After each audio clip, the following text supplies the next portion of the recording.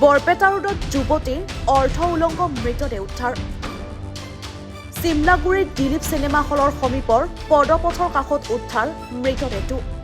আজি পুৱা একাংশ লোকে মৃতদেহটো প্ৰত্যক্ষ কৰি আৰক্ষীক খবৰ দিয়ে।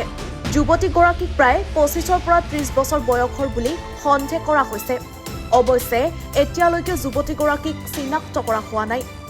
বৰপেটা ৰোডত চলি থকা ৰাস মহোৎসৱৰ মাজতেই নিশাৰ ভাগত সংঘটিত ঘটনাটোক লৈ চাঞ্চল্যৰ সৃষ্টি হৈছে। আজি ৰাতিপুৱা মোৰ বন্ধু এগৰাকীয়ে মোক ফোন কৰি ক'লে যে এনেকুৱা ঘটনা আমাৰ বাজাৰ এণ্ডিয়াৰ ঠিক সন্মুখত চিমলাগুৰিৰ পৰা অলপ আহি কেনে তাতে এটা মৃতদেহ ওলাইছে। মই লগে লগে থানাত ফোন কৰিলোঁ। থানাৰ পৰা পুলিচ আহিলে, পুলিচ আহি ময়ো আহিলোঁ। তাৰপিছত দেখা পালোঁ যে এটা মহিলা, ছোৱালীও হ'ব পাৰে আৰু মহিলাও হ'ব পাৰে, পৰি আছে আৰু কাপোৰখিনি অলপমান অসংযত অৱস্থাত আছে আৰু মুখেৰে ফেন আহিছে।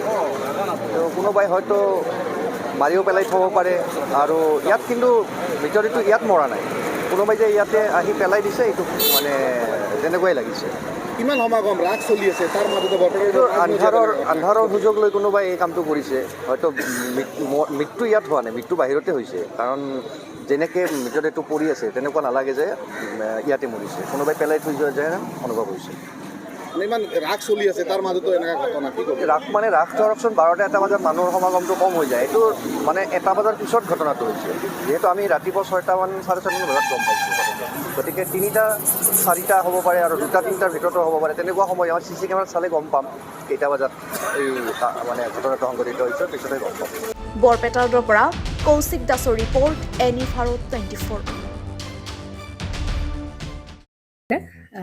জুবিন গাৰ্গৰ গীতসমূহৰ ওপৰত আধাৰিত গানে কি আনে নামৰ এটা সুন্দৰ অনুষ্ঠান আপোনালোকৰ ওচৰলৈ আহি আছে অতি শীঘ্ৰে। অহা 15 আগষ্টৰ পৰা ধেমাজিৰ পৰা প্ৰথম অডিশ্যন আৰম্ভ হ'ব আৰু সেই অডিশ্যনৰ যোগেদি বিভিন্ন কণ্ঠশিল্পীসকলে, যিসকলে এই অনুষ্ঠানত যোগদান কৰিব বিচাৰে, তেওঁলোকে এই অডিশ্যনৰ যোগেদি আগবাঢ়ি আহক আৰু জুবিন গাৰ্গৰ বহুত ভাল লগা গান আমি সদায় শুনি আহোঁ।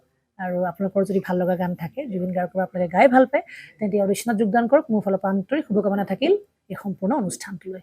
ধন্যবাদ।